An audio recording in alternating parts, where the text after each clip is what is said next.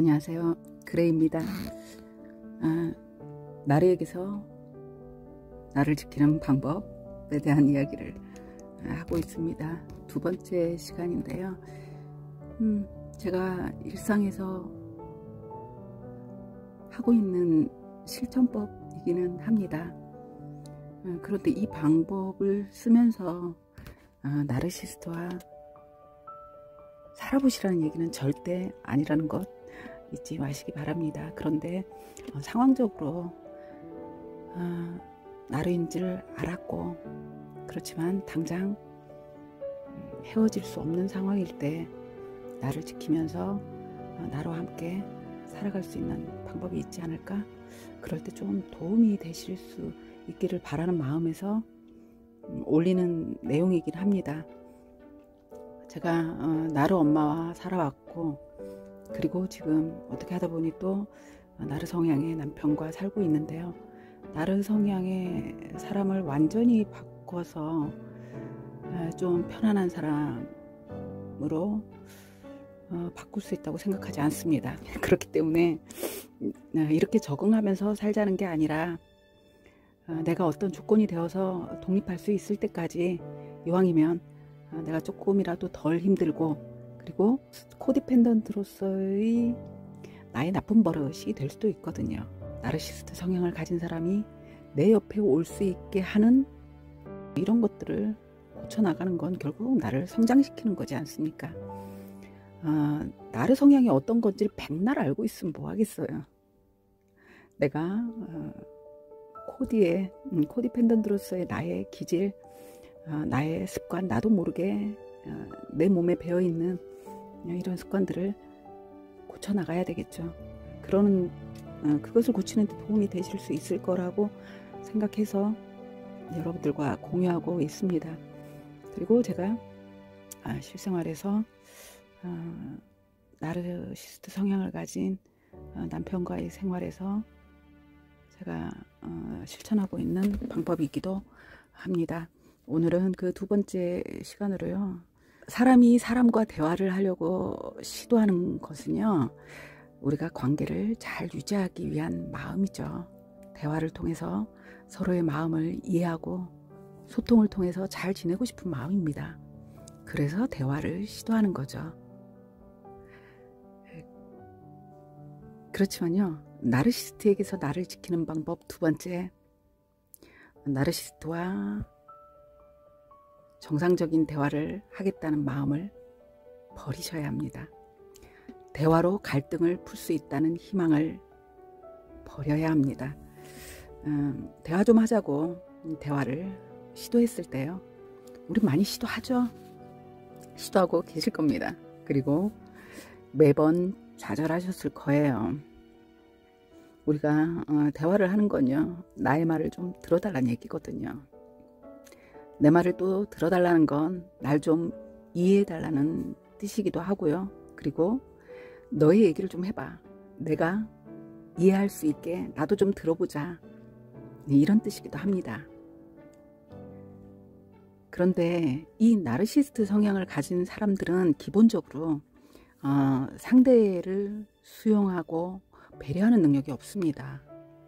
그래서 감사함을 모르고 사과를 안 하는 거거든요. 공감의 능력이 없습니다. 그렇기 때문에 말 바꾸기를 밥 먹듯이 하고요. 이들과 감정을 드러내지 않고 이성적으로 대화를 하는 건 결코 쉽지가 않습니다. 결혼하고 한 2년쯤 지나서인 것 같아요. 어느 날부터 그러더라고요. 속아서 결혼을 했다는 거예요. 나 사기 결혼 당한 거라고 그러더라고요.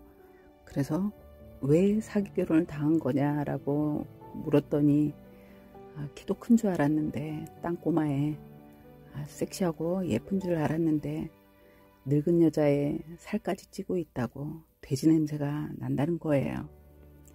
같이 누워있으면 돼지우리에 누워있는 것 같다고, 내가 돼지우리에서 자야 돼? 이러고 묻더라고요. 그래서 그럼 내가 저쪽 방에서 잘게요. 그럼 되죠? 사람이 돼지랑 자면 되겠습니까? 그리고 연애를 1년 반을 했는데 내 키를 몰랐어요? 나한테 콩깍지가 단단히 씌었었구나. 그때 정말 나를 사랑했었나 보네요.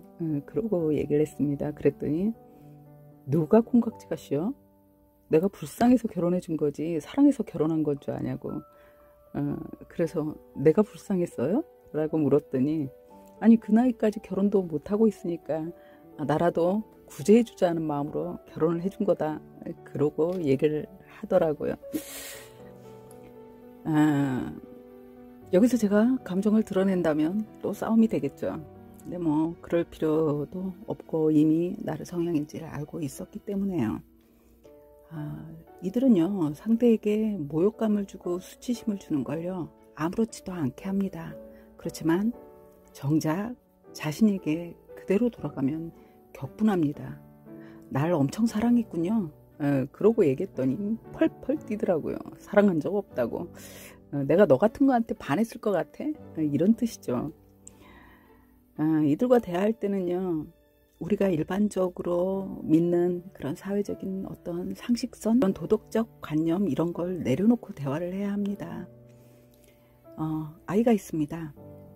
5살짜리 아이가요 장난감이 너무 가지고 싶은 거예요. 그래서 떼를 씁니다. 장난감 사달라고. 안 된다고 얘기를 해요. 그래도 그 장난감 너무 갖고 싶다고 사달라고 하는 거예요. 그래서 안 사줬더니 아이가 장난감 가게를 가요. 그래서 그걸 그냥 들고 옵니다. 그럼 사회적으로 봐선 이건 도둑질이잖아요. 그런데 아이는 몰라요. 그냥 자기가 가지고 싶어서 들고 나온 겁니다. 그러면 아이에게 어른의 언어로 5살짜리 아이에게 어른의 언어로 설명을 해서 이해시킬 수 있을까요? 이해시키고 장난감을 제 손으로 돌려주고 주인에게 잘못했다고 사과하고 오라고 하면 이 아이가 할까요? 안 하죠. 아니요. 못합니다. 잘못한 걸 알면서도요. 부모의 말을 거역하기 위해서 안 하는 게 아니고요. 그게 왜 잘못된 건지를 이해하지 못해서 못하는 겁니다. 자기가 가지고 싶은 장난감이 눈앞에 있었고 그걸 그냥 가지고 왔는데 그런데 그걸 왜 다시 갖다 놓으라고 하는지 아이는 이해를 못하는 거예요. 이들과의 대화가 바로 이런 상황이 되는 겁니다. 어른이 봤을 때 이 아이의 행동은 분명히 나쁜 행동이에요. 이건 옳지 않아요. 그렇지만 아이 입장에서는요. 이 어른의 말이 이해가 안 돼요. 이들과 대화를 한다는 건 이렇게 사고의 기준이 완전 다른 외계인과의 대화, 5살짜리 아이와 대화라고 생각하시면 됩니다. 그래서 이들이 정해놓은 답이 있는 상황에서요. 상대가 어떤 말을 해도 이들은 그냥 짜증스럽고 성가시기만 합니다. 갈등 과정에서 어떻게 하면 이 사람을 화나지 않게 할까 하고 설득할 수 있을까 고민한 적도 있습니다. 그래서 장문의 메시지를 객관적인 증거를 토대로 해서요. 저의 아주 주관적인 감정은 최대한 배제하고 사실에 따라 적어서 보낸 적이 있었습니다. 그랬더니 대답을 안 하고 넘어가더라고요. 그런데 이후에 시간이 한참 지나서 저조차도 그 일을 잊어버린 이후에 그 장문의 메시지를 들이밀면서 네가 나를 이렇게 힘들게 하고 피곤하게 하는 사람이라고 부부간에 이럴 수가 있냐 뭐 아무튼 그걸 오히려 저를 잡는 무기로 삼더라고요. 이들의 대화 방식은요. 이들은 생각 없이 그냥 뱉어내는 말이 대부분입니다. 그래서 자신이 한 말을 사실 기억조차 못하기도 하고 거짓말이 난무하기도 하는 거예요. 왜냐하면 그때 그 순간의 상황에 필요한 말을 그냥 막 던져버리기 때문에 상대가 상처를 받든지 말든지 이 말이 이후에 어떤 영향을 끼치게 될지에 대한 생각 자체를 안 하거든요. 상대에 대한 배려도 없고 상대가 상처를 받든지 말든지 상관없이 그냥 떠오른 대로 하는 말입니다. 그 이상도 그 이하도 아니에요. 의미도 없는 말이고 자신이 했던 말도 기억하지 못하고 공감력이 부족하기 때문에 나오는 일이기 때문에 그 말에 상처받을 필요도 없고 대화로 풀려는 노력, 희망을 버려야 합니다. 버렸을 때 오히려 내가 건강해질 수 있습니다.